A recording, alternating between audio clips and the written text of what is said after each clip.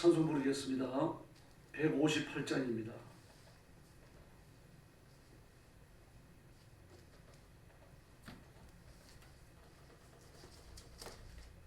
찬송가 158장 부르겠습니다.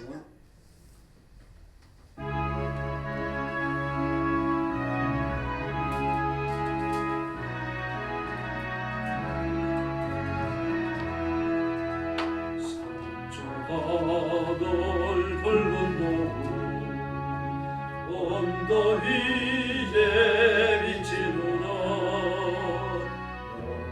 영약하고 토끼에 십자가를 생각하니 머리에 선 가시관과 몸에 걸친 붉은 옷에 피 흘리며 걸어가시 영문과 대길이라네. 한 발자국 두 발자국 걸어가던 자국마다 땅과 눈물 붉은 피가 가득하게 보였구나. 하나하나 유대인들 포화가 다로만 영정 걸음마다 자국마다 가진 고로 오셨구나. 눈물 없이 가는 길, 피 없이는 못 가는 길, 밖에 좁은 길이 골고다의 길이라네. 영생의 복 얻으려면 이 길만 날 걸어야 해.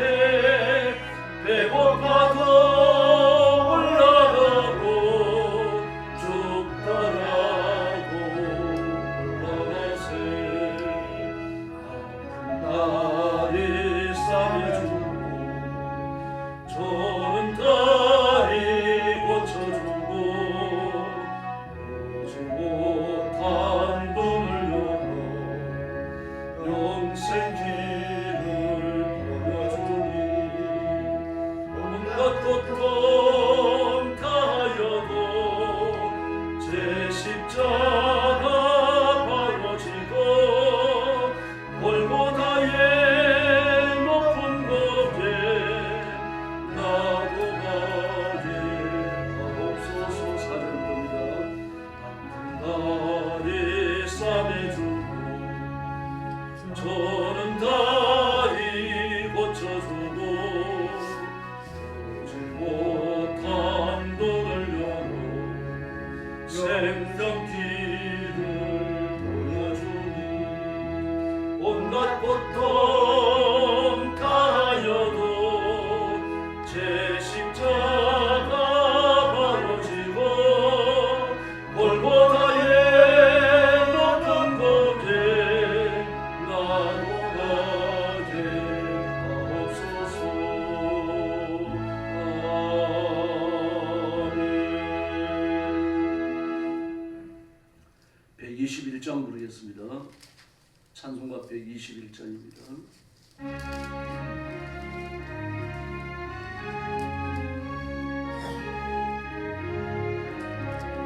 우리 구주 나신 날 목자 영광 볼 때에 천사 찬송하는 말 예수가 영하셨네. 우리 임금 우리 주 모두 함께 절하세. 예수 그리스도 우리 주 베들레헴 천사 노래 듣고서 베들레헴 가보니 마지막이 누군가 예수가 영하셨네.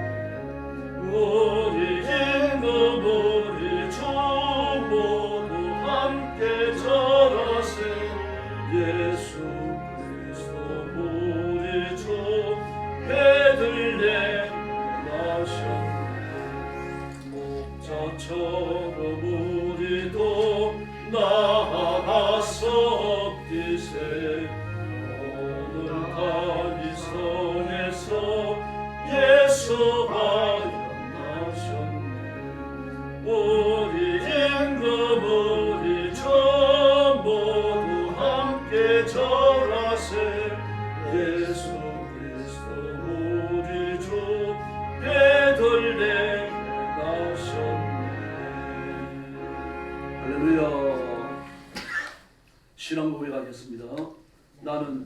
전능하신 아버지 하나님 천지의 창조주를 믿습니다.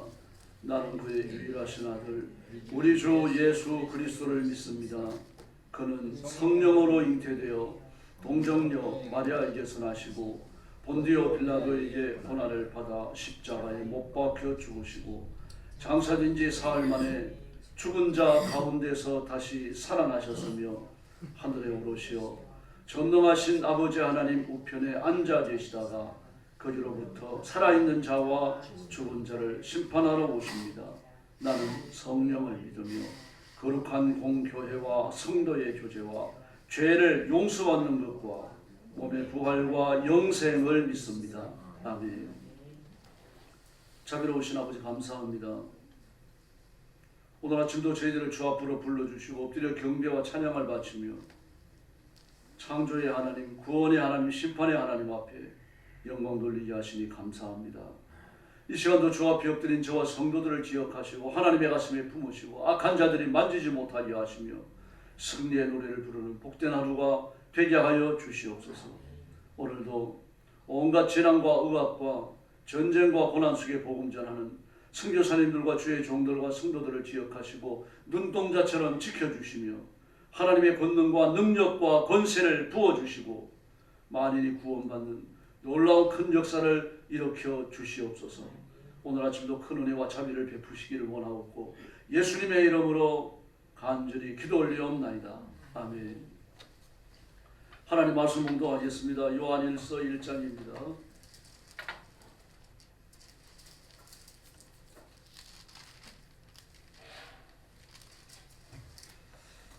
한 절씩 교독하겠습니다.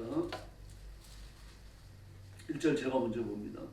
태초부터 있는 생명의 말씀에 관하여는 우리가 들은 바요 눈으로 본 바요 자세히 보고 우리의 손으로 만진 바라.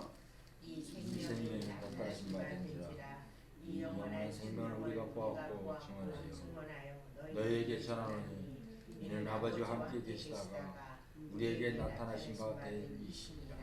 우리가 보고 들은 바를 너희에게도 전함은 너희로 우리와 사귐이 있게 하려 함이니 우리의 사귐은 아버지와 그의 아들 예수 그리스도와 더불어 누림이라. 우리가 이것을 쓰면 우리의 기쁨이 충만하게 하려 함이라. 우리가 그에게서 듣고 너희에게 전하는 소식은 이것이니 곧 하나님은 빛이시라 그에게는 어둠이 조금도 없으시다는 것이니라. 만일 우리가 하나님과 사귐이 있다 하고 어둠을 행하면 거짓말을 하고 진리를 행하지 아니하느니라. 그가 빛 가운데 계신 것 같이 우리도 빛 가운데 행하면 우리가 서로 사귐이 있고 그 아들 예수의 피가 우리를 모든 죄에서 깨끗하게 하실 것이요. 만일 우리가 죄가 없다고 말하면 스스로 속이고 또 진리가 우리 속에 있지 아니할 것이요. 만일 우리가 우리 죄를 자백하면 그는 미쁘시고 의로우사 우리 죄를 사하시며 우리를 모든 불의에서 깨끗하게 하실 것이요. 10절 같이 봅니다. 만일 우리가 범죄하지 아니하였다 하면 하나님을 거짓말하는 이로 만드는 것이니 또한 그의 말씀이 우리 속에 있지 아니하니라. 아멘. 요한일서 1장은 예수 그리스도에 관하여 진술합니다. 여러분 신성에 관한 계시입니다. 근데 오늘 그 1절 이하의 말씀을 보면 태초부터 있는 생명의 말씀에 관하여는 그렇게 말합니다. 관하여는 생명의 말씀이라고 말했죠. 그런데 그 생명의 말씀에 관한 그 설명과 또 상황을 보면 우리가 들은 바요, 본 바요, 우리의 손으로 만진 바라 이렇게 바자를 씁니다. 바자를요. 그런데 헬라어 성경을 보면 것이라고 했어요. 것. 것이라고 하는 건 사물에 붙이는 명칭이지 사람에게 붙이는 명칭 아니잖아요. 사람을 보고 이것저것 그러면 하대 정도가 아니라 욕하는 거죠. 인격을 멸시하는 거죠. 그런데 그 헬라어 성경을 보면 것이라는 걸 썼습니다. 태초부터 계신 것이요 우리가 들은 것이요 이런 식으로 되어 있습니다. 그런데 그거 누굽니까? 생명의 말씀이에요. 또 2절에 보니까 우리가 그것을 보았습니다. 그렇게 말합니다. 그런데 또 2절 말씀에서 이 영원한 생명은 그것이라고 한 것을 이 영원한 생명이라고 했어요. 그런데 그 영원한 생명에 인격성이 부여됩니다. 이제 그것이라는 걸 쓰면 안 되는 거죠. 그 영원한 생명은 아버지와 함께 계셨는데 곧 그 3절에서 하반절에서 이야기하죠. 아버지의 아들 예수 그리스도다 말합니다. 그 왜 것이라는 걸 썼을까요? 지금 말씀과 예수 그리스도를 구분했다가 다시 동일시했다가 그렇게 하기 때문입니다. 것이라고 하는 건 사물에 관한 명칭이니까 아무리 하나님의 말씀이라고 하더라도 하나님의 입에서 나온 하나님의 말씀, 말입니다. 언어입니다. 그 것이라고 할 수 있는 거죠. 그렇게 구분했어요. 예수님과 하나님의 말씀을 구분한 겁니다. 예수님의 이름이 말씀이 아닙니다. 예수님을 말씀이라고 하는 건 별명과도 같은 것이고 예수님의 사역과도 같은 것입니다. 요한복음 1장에도 나오죠. 태초에 말씀이 계시니라 그렇게 말합니다. 이 말씀이 하나님과 함께 계셨으니 이 말씀이 곧 하나님이시니라 그렇게 말합니다. 그럼 예수님을 왜 말씀이라고 부를까요? 예수님 메신저이시기 때문입니다. 예수님이 그런 말씀을 하셨죠. 나는 내 말을 하러 온 것이 아니요 나를 보내신 아버지의 말을 하러 왔느니라. 말이라고 하는 것은 메시지가 전달되고 나면 사라져 없어지는 거죠. 말은 보이는 거 아닙니다. 눈으로 못 보죠. 물론 그것은 이제 말이 전파 형태로 존재하니까 기계를 통해서 볼 수 있어요. 전파를 잡는 기계를 통해서. 그러나 그것도 말의 온전한 모습이 아니죠. 다만 음파라고 하는 파장을 이루는 겁니다. 어떤 경우든요. 말은 볼 수 없어요. 눈에 안 드러납니다. 왜 말이 눈에 드러나지 않습니까? 그 말 자체가 중요한 이유는 말이 가지는 메시지 때문입니다. 그 메시지에 따라가고 사람이 그걸 먹기도 하고 감동하기도 하고 막 불쾌함을 느끼고 인격적 멸시를 느끼고 고소하기도 하잖아요.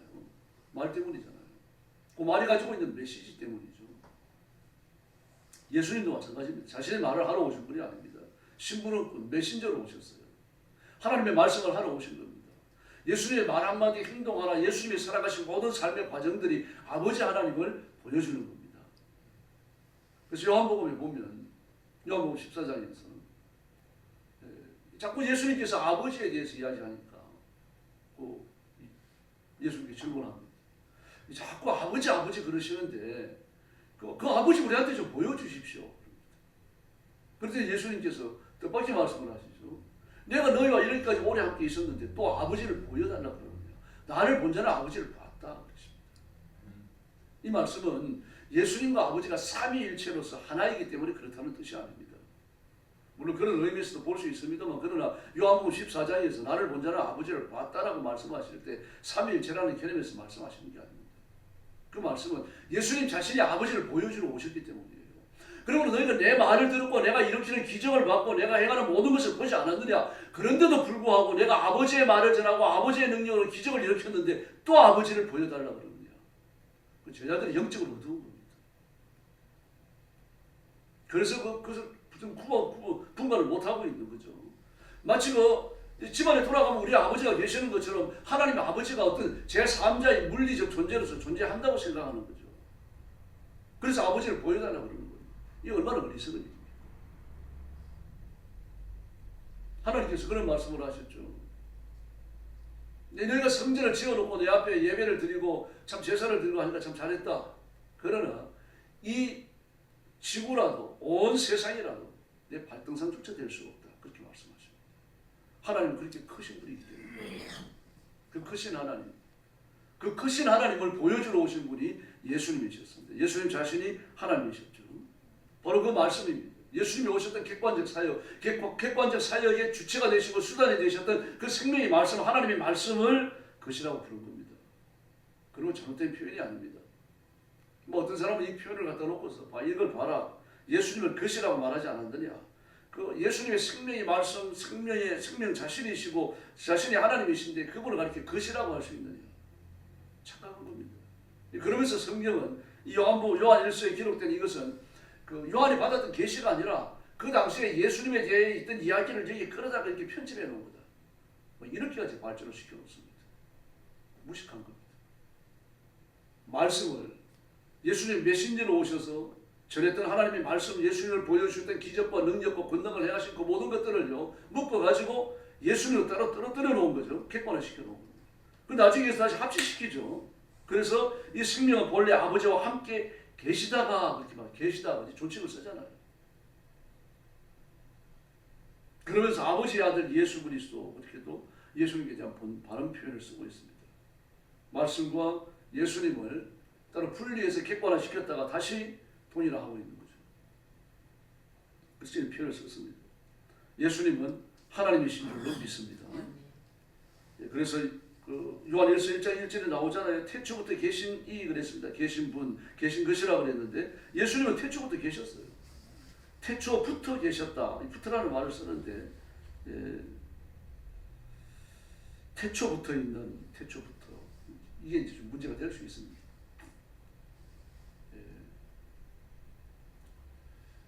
이 말씀을 정확하게 번역을 하려고 하면요. 태초부터 계셨다 그러면 그 이전에는요. 태초 이전에 태초는 의미가 모든 것이 시작되는 시점이잖아요. 창세기 1장 1절이 태초잖아요. 태초에 말씀이 계시니라. 요한복음 1장이고요. 태초에 하나님이 천지를 창조하시니라. 태초부터 시작됐거든요. 태초 이전에는요. 없었어요. 아무것도. 하나님만 계셨어요. 그런데 하나님이 온 세상을 창조하기 시작하는 태초부터 예수님이 계셨다면 예수님은 그럼 그때부터 계셨고 그 이전에 안 계셨지 않느냐 이렇게 되는 거죠. 이제 그걸 가지고 시비 거는 사람들이 한둘이 아닙니다. 많아요. 예수님의 신성을 부인하려고 하는 모든 자유주의 신학자들이 그렇게 봅니다. 근데 그 사람들은 성경 원문을 안 본 겁니다. 이 말씀을 해석하려고 하면요. 태초부터 계시니가 아니고요. 태초에도 계시고 있었던 그런 뜻입니다. 태초에도 계시고 있었던. 이 말씀이 분사예요. 현재 분사입니다. 태초에도 계시고 있었던 그렇게 해야 되는 겁니다. 그 이전에도 계시고 있었고 그 이전부터 계시던 예수님께서 태초에도 계시고 있었고 지금도 영원히 계시는 줄로 믿습니다. 우리말에 번역을 하면서 너희들 다 반영을 못했어요. 이번에 그 21세기 성경, 이 개역 개정 성경이 나올 때 그렇게 바뀔 줄 알았는데 안 바뀌었어요. 귀신이라고 하는 것도 잘못된 표현이거든요. 귀신은 자연주의 종교에서 사람의 사후 존재입니다. 그걸 성경에 끌어들이는 거 아니에요. 그 성경적 용어 아니에요. 귀신이라는 자체가요.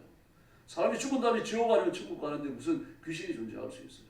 악한 영입니다. 악한 영. 그리고 막 그때 이제 저도 그러고 그랬는데 목사님들이 성경 번역하는 위원회한테 이메일도 보내고 그랬어요. 근데 하나 참고를 안 합니다. 왜 이러는지 모르겠어요. 바른 번역을 써야 됩니다. 귀신이라는 용어를 성경에서 없애야 돼요. 귀신은 전부 다 악한 영으로 다 바꿔야 됩니다. 그리고 태초부터 계시니가 아니라 태초에도 계시고 있었던 이렇게 바꿔야 돼요. 예수님의 신성과 아무런 관련이 없는 거죠. 바른 고백을 한 겁니다.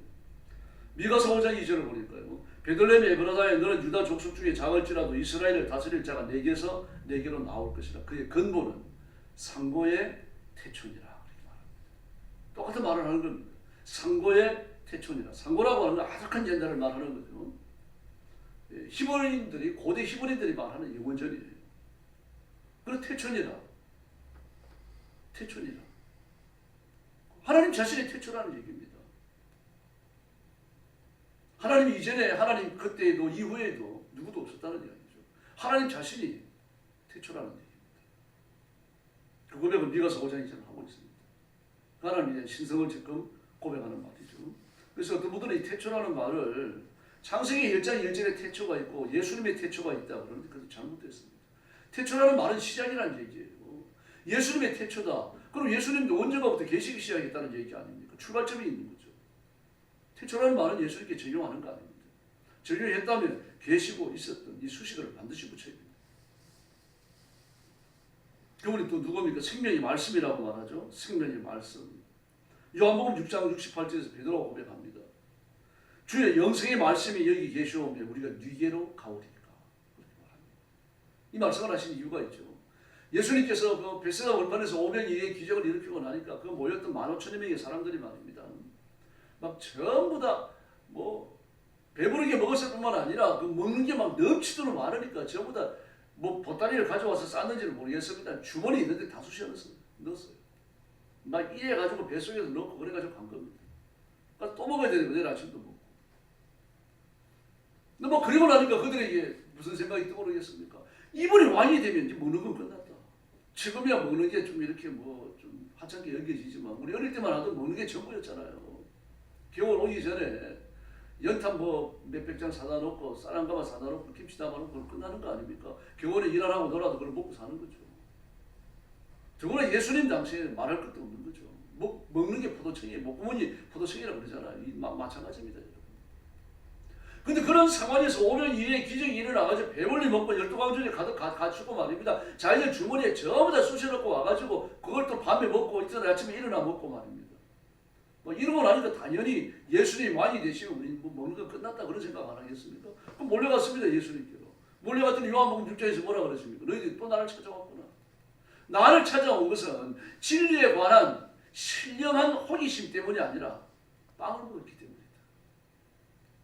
그들이 모든 걸 정확히 끄집어내셨죠. 나를 왕으로 삼으려고. 거기에서부터 시작해갖고 예수님께서 내 몸은 생명의 빵이다.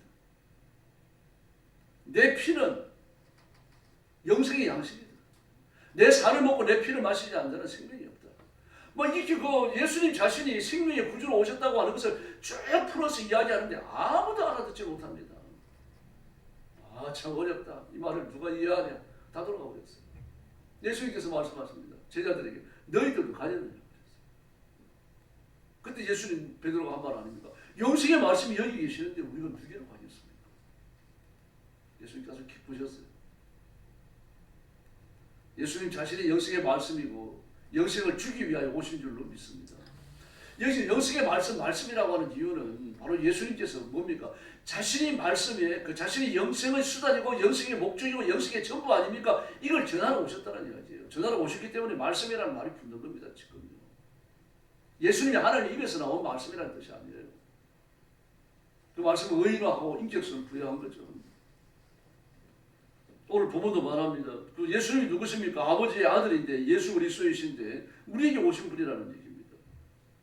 아버지와 함께 계셨는데 지금 우리에게 나타나신 거다. 우리에게 나타나셨다. 2절과 3절에서 얘기하잖아요. 본래 아버지와 함께 계셨는데 우리에게 나타나셨다. 그분은 하나님의 아들 예수 그리스도이시다. 그렇게 말합니다. 성육신이죠. 요한복음 1장에서 말했던 성육신입니다. 그 말씀이 육신을 입고 우리 가운데 거하시면 우리가 보니 하나님의 영광이고 그렇게 말하지 않습니까? 디모데전서 3장 16절을 보니까 크보다 경건의 비밀이요. 그렇지 않다 하는 이 없도다. 그는 육신으로 나타난 바 되시고 영으로 의롭다 하심을 얻으시고 육신으로 나타난 바 되시고 영원하신 하나님 창조주 하나님 육신을 입고 나타나셨다라고 고백합니다. 말씀이 육신에 대해 우리 가운데 거하십니다. 요한복음 1장 14절. 그렇습니다. 그런데 그분이 누구십니까? 생명 자체이십니다. 생명 자체이시고 자신의 생명을 나누어 주러 오신 거죠. 그래서 요한복음 1장 4절에 보니까 이 생명은 사람들의 빛이라 그랬습니다. 사람들의 빛, 영생을 얻게 하는 빛이죠. 물리적 빛이 아닙니다. 빛이 비추이면 어둠이 물러가야 되잖아요. 예수님이 이 땅에 오신 사건을 빛이 어둠에 붙이는 것으로 해석하지 않았습니까? 요한복음 1장에서. 그런데도 불구하고 어둠은 똑같이 존재해요. 빛과 같이 존재합니다. 오히려 사람들이 빛이 나오기를 빛으로 나오기를 끄려하고 어둠에 머물죠. 그 이유가 뭡니까? 빛이 나오면 자신들의 온갖 더러운 게 다 드러나기 때문입니다. 어둠에 있으면요 더러운 게 안 드러납니다. 빛이 비추이니까 더러운 게 드러나는 거죠. 마침내 빛을 끌려고 예수님을 죽이잖아요. 예수님 말씀 한마디 한마디 앞에서 예수님이 하시는 기적과 이사 앞에서 자신들의 부족함, 연약함, 가르쳐온 온갖 거짓된 가르침 말입니다. 이런 수치들이 다 드러나니까요. 싫었던 거예요.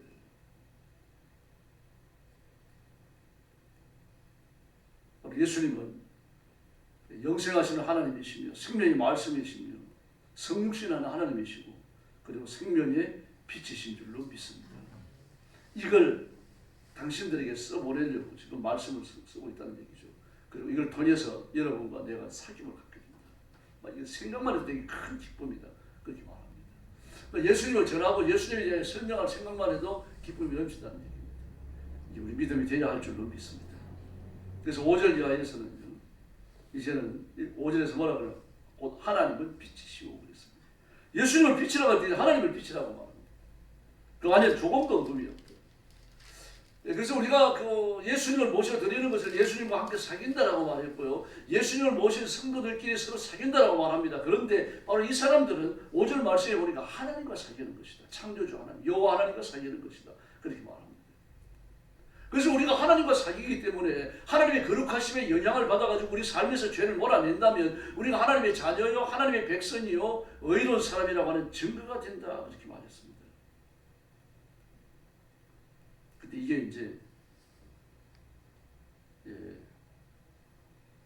5절 말씀에 보니까 하나님 안에는 좋은도 어둠이 없는데 우리가 하나님과 사귐이 있다고 하면서 어둠 속에 살아간다면 우리는 거짓말하는 자다. 진리대로 살지 않는다.